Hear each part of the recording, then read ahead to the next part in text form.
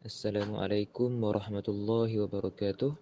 Kami dari kumpulan 9 kelas KBE 1 akan membentangkan tajuk rungkaikan konsep puasa dan falsafah kesihatan dalam pelbagai tradisi. Puasa merupakan salah satu rukun Islam bagi yang beragama Islam. Namun terdapat juga agama lain yang turut berpuasa tetapi dalam konsep yang berbeza seperti puasa agama Hindu dan agama Kristian. Selain itu, berpuasa juga dapat menjamin kesihatan bagi orang yang berpuasa. Hal ini kerana puasa dapat memberi peluang kepada sistem pencernaan untuk berhenti seketika. Disiplin juga terbentuk melalui puasa, terutamanya dari segi masa. Buktinya, permulaan berpuasa sehingga waktu berbuka mengajar seseorang tersebut untuk mematuhi waktu tertentu, iaitu sepanjang tempoh berpuasa untuk mengawal dari makan dan minum serta melakukan perkara yang melanggar amalan puasa tersebut. Seterusnya kita pergi kepada sorotan literature. Apa yang terdapat daripada sorotan literature ialah puasa membawa matlamat untuk menumbuhkan ketakwaan kepada Tuhan yang dilakukan dengan cara yang benar. Salah satu daripada manfaat puasa ialah dapat meningkatkan kesihatan tubuh badan melalui proses nyah toksin. Saat berpuasa, organ-organ dalam tubuh kita boleh berehat, dan berehat ini membantu tubuh untuk membuang segala kotoran dan racun yang ada di dalam badan kita. Seterusnya, konsep puasa dalam tradisi Islam, Hindu dan Kristian. Bagi agama Islam, puasa terbahagi kepada dua peringkat, iaitu peringkat sebelum Ramadan dan kemudian hanya puasa Ramadan. Puasa sebelum Ramadan terbahagi kepada dua jenis, iaitu puasa hari Ashura dan puasa 3 hari pada setiap bulan. Bagi agama Hindu, amalan puasa mempunyai pelbagai matlamat.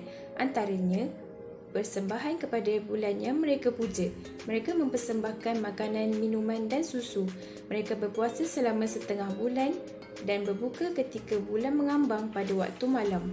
Bagi agama Kristian, mereka berpuasa secara sukarela. Mereka berpuasa 40 hari bermula hari besar Ash Wednesday hingga perayaan Easter, iaitu sebelum perayaan Christmas.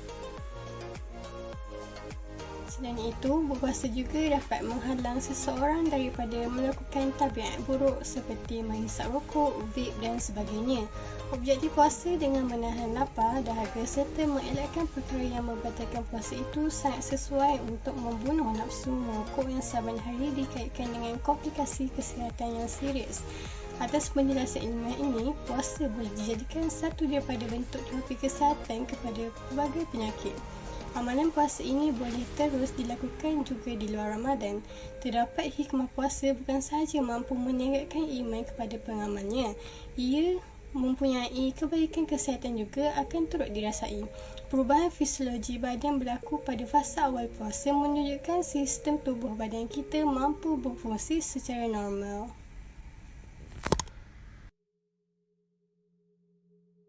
Kesihatan ialah satu keadaan tubuh badan seseorang yang tidak mempunyai sebarang penyakit. Oleh itu, terdapat pelbagai kaedah dan langkah yang boleh diamalkan untuk memiliki tubuh badan yang sihat.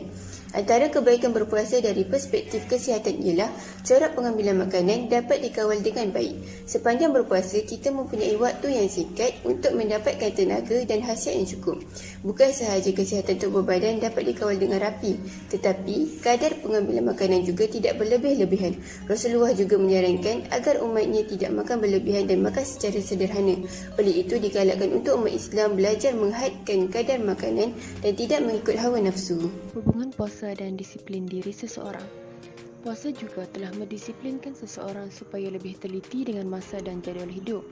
Disiplin masa ini amat penting dalam kehidupan harian seseorang sama ada beragama Islam maupun tidak agar perancangan hidupnya berjaya dan tepat pada masa yang ditetapkan. Tanpa disiplin moral, individu akan terbabas daripada landasan dan syariat Allah. Yang kedua, hubungan puasa dan disiplin diri dapat membantu meningkatkan jati diri seseorang. Hal ini kerana berpuasa dapat menghindari diri daripada melakukan perkara yang tidak berfaedah. Seseorang itu akan lebih memperbanyakkan amal ibadat atau kebaikan daripada melakukan perkara yang sia-sia. Selain itu, dengan berpuasa, seseorang itu akan lebih berhati-hati dalam melakukan perbuatan keji dan jahat kerana boleh mengurangkan ganjaran pahala atau kebaikan yang bakal diperolehi.